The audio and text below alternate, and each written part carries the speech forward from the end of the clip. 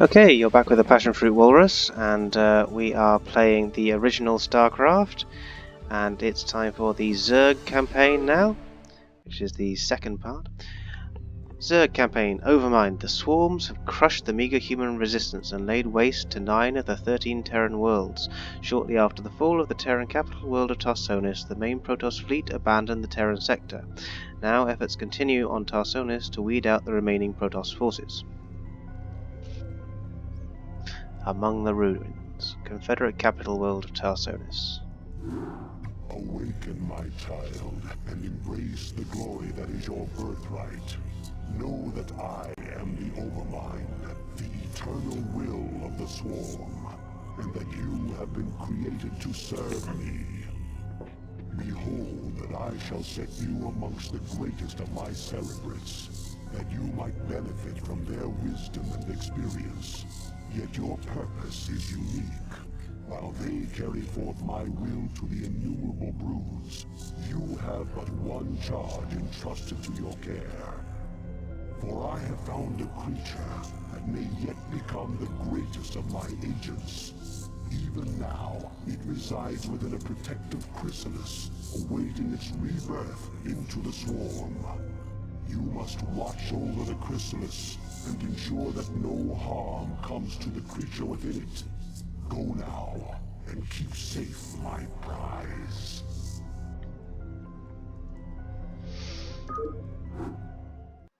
The hatchery is the heart of any Zerg colony. It spontaneously generates larvae, which in turn are used to spawn your various warriors and minions. Now, create a drone and start gathering resources. Way ahead of you. Right, so this is the... fuck's sake. This is the first... Overlords provide control for your minions.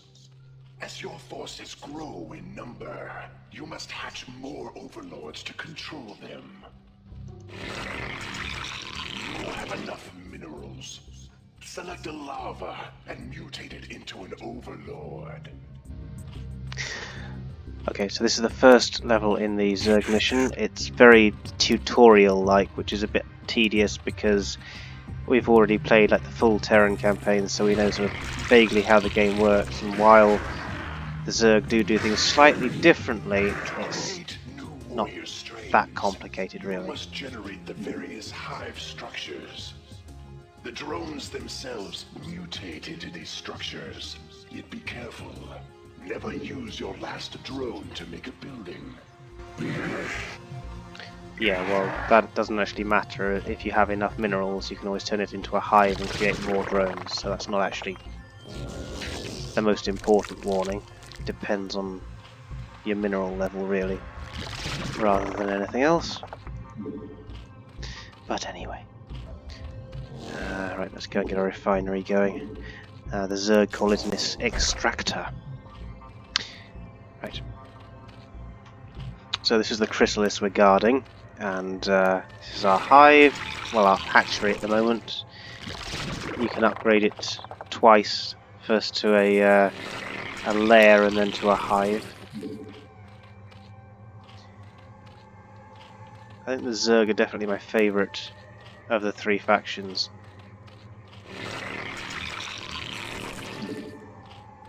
So what I'm doing at the moment is just building up a nice amount of drones to do the harvesting of the minerals.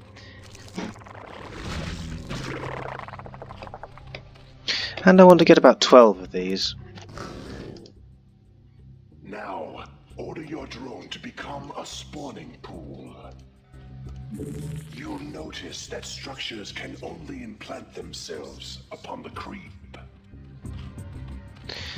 Yeah, so I'm doing the usual thing. You can make creep colonies to extend the creep, but only a hatchery can be built upon open ground.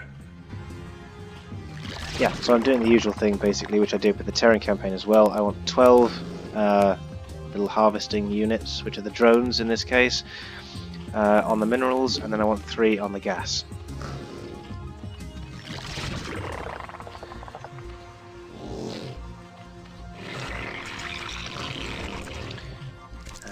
next one's going to be the spawning pool. Come on, we want some more bloody bugs. Right. Come here. Right. So we'll have a spawning pool over here, I think. Yeah, why not?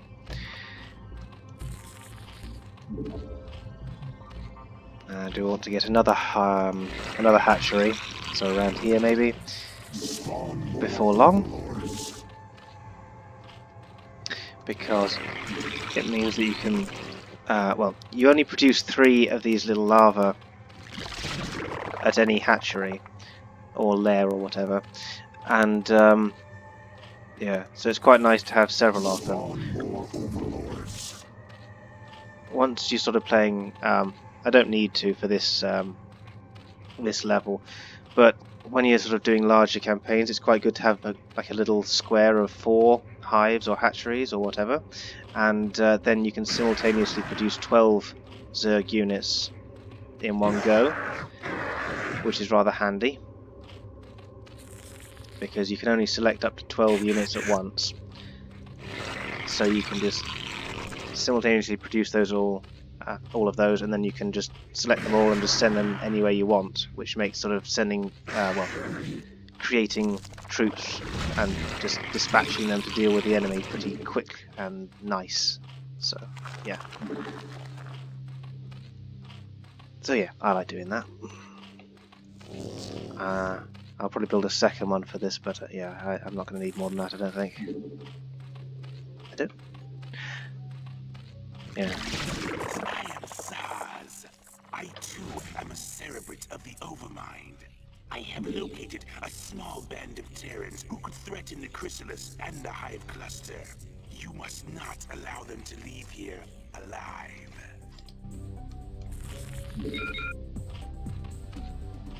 Yep, so I gotta murder some Terrans, but that's not really that difficult. Right now I'm just building up the base and my troops.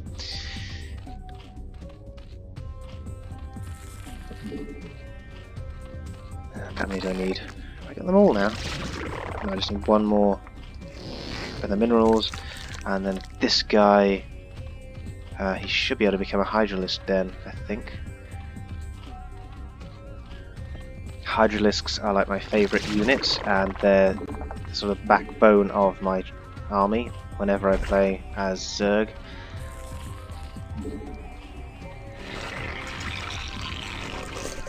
So I'd sort of focus all the other troops on supporting Hydralisks, so you'd sort of use the Zerglings here as cannon fodder basically to allow Hydralisks to get in range to just shoot the enemy and to distract the enemy while you're doing it. And then you'd use heavier units like Guardians and Ultralisks and things to basically just deal with tougher enemies or sort of soak up more fire and things like that. And do a bit of long range stuff when it comes to the Guardians as well.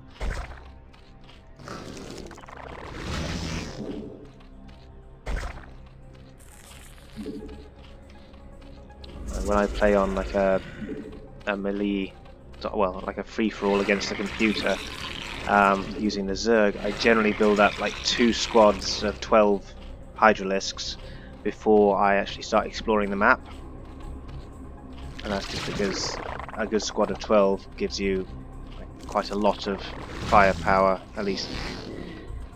It's a nice amount to be walking around with, basically. Okay, we've got little Terrans being annoying.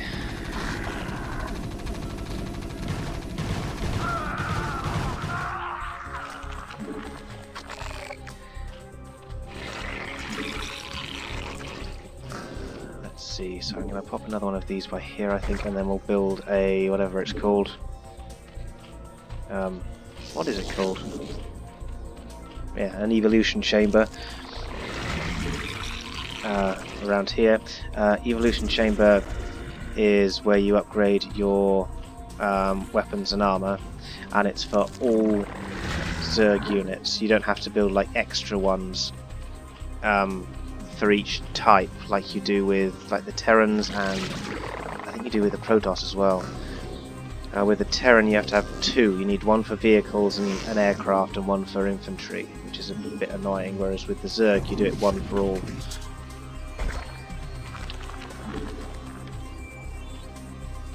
And there's a couple of units that have like specialist. Well,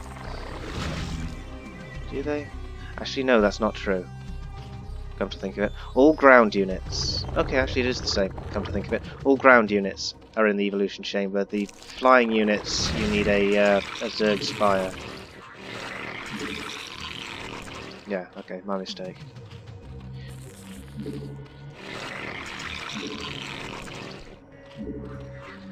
So I'm just sort of upgrading whatever there is, really.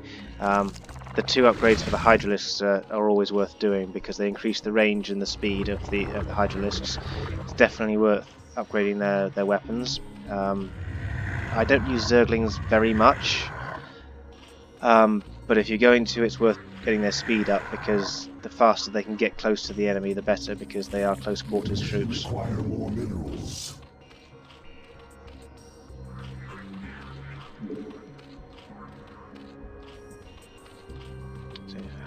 How many have we got now? We've got 7. So we should have 10 soon, so we need a couple more.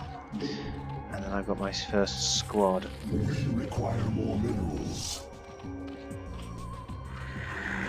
I might be a little bit more aggressive in this one. Rather than getting 2 squads, I might just start with 1 because I've got a few Zerglings to defend the base. But yeah, I mean, the more you can have to before you start, the better. And it's a good thing to do because if you just send out a few troops into an enemy area, then it's just so easy for them to die, and if you keep doing that, it's really hard to make progress. The computer does it sometimes when it's fighting against you, which is kind of silly because it's just very easy to deal with.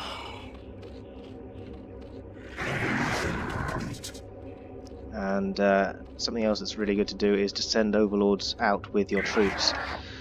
I don't know if I can actually no, I can't upgrade my hatchery on this level, but later on you can upgrade it to a lair and then a hive, and when you do that you can, I think it's the lair.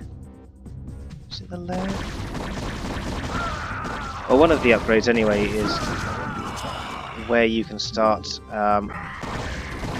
upgrading your overlords, and you can make them faster, you can make them able to carry troops, and you can increase their sight range, all of which are very good to have because they act as detectors. So once they've got the improved speed, it's quite easy for them to follow your troops around the battlefield, and then they can detect hidden units, which is just really useful.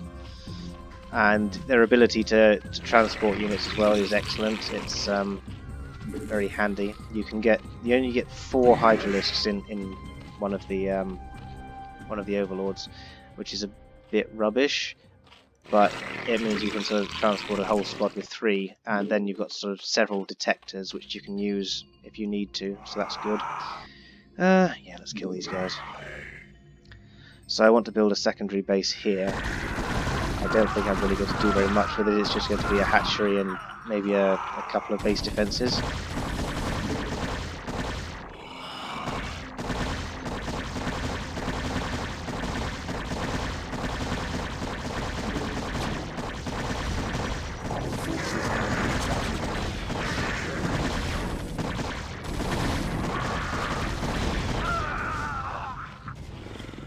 Send them up there, I think, just in case I need some reinforcements, because I'll probably take a few casualties. Let's get a few more of those. And this is the nice thing about it, you can just like 2 clicks and you get a whole load of troops instantly growing, whereas with the Terrans you've got to go onto each base, you've got to click, and then they're stacked in a queue. So yeah, this is better. Right then, how many have we got? Still got a full squad, excellent. Right, they can just hold position there for a few minutes. I want a second squad to go up on the right hand side, and I want a drone to go and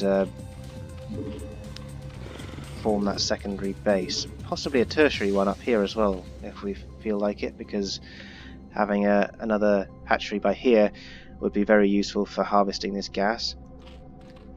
It's having too much distance between yourself, well, your hatchery and the resources is a total pain in the ass. Anything I can upgrade? Not really, not yet. So we're just waiting on overlords. If you've got spare resources, it's often good to just keep producing them. It's the same with supply depots in the Terran campaign. Just making sure you've got enough to keep the unit cap high or sort of open, so you can keep producing more troops is a good thing to be doing. Let's see now. Where are we? Need 3.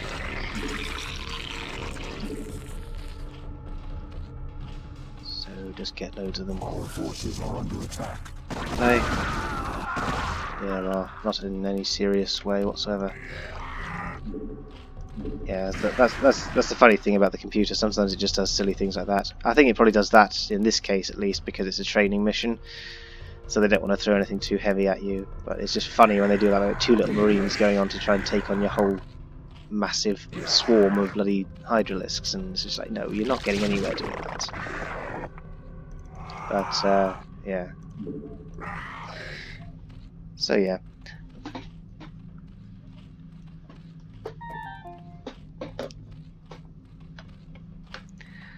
Oh good, there we go. There's one of our little chappies, and he can go here.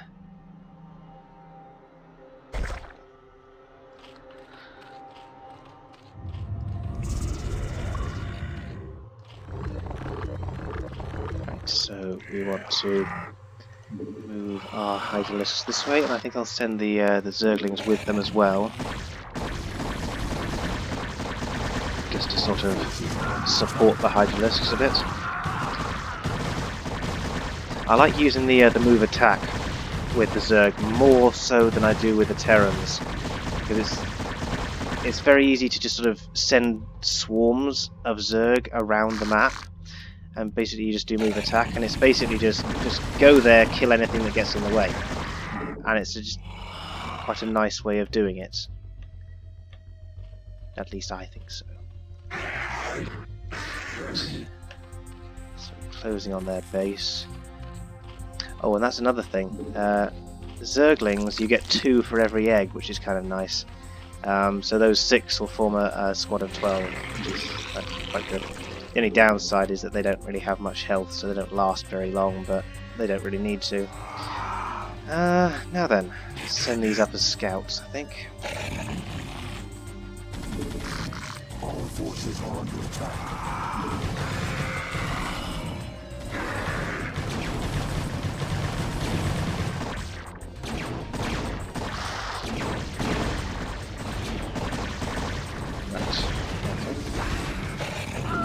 I remember there being more sort of bases and stuff around this area as well.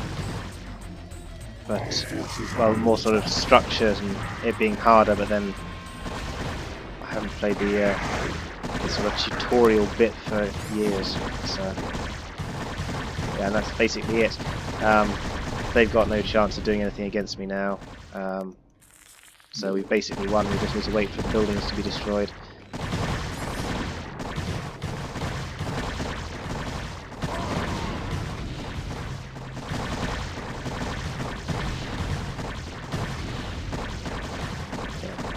The good thing about this move attack command is that they'll just keep moving through the base up to the point you tell them to go to, which is quite nice, because if you can just click on the top of the base or whatever and you've got enough, they'll just work their way through it.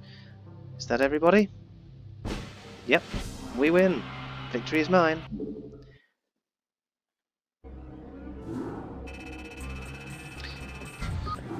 On to the next one. Aggression. Confederate capital world Tarsonis.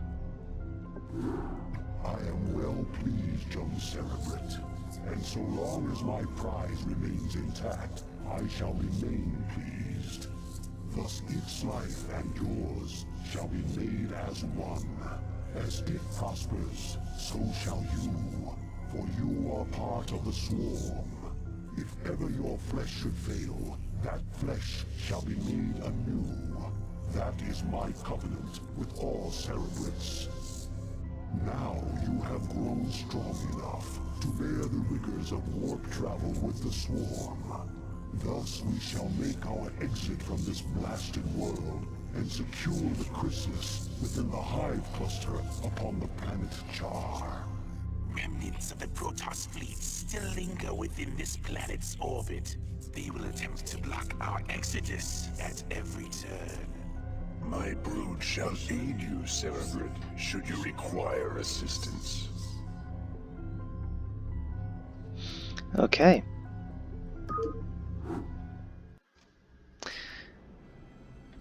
Yes, and for anyone who doesn't know, egress is an exit, so aggression is referring to them leaving an area, they're escaping, and the whole point of this particular level is to get to the beacon and escape with the chrysalis, which we will do in the next part though. So thank you for watching, and bye bye for now.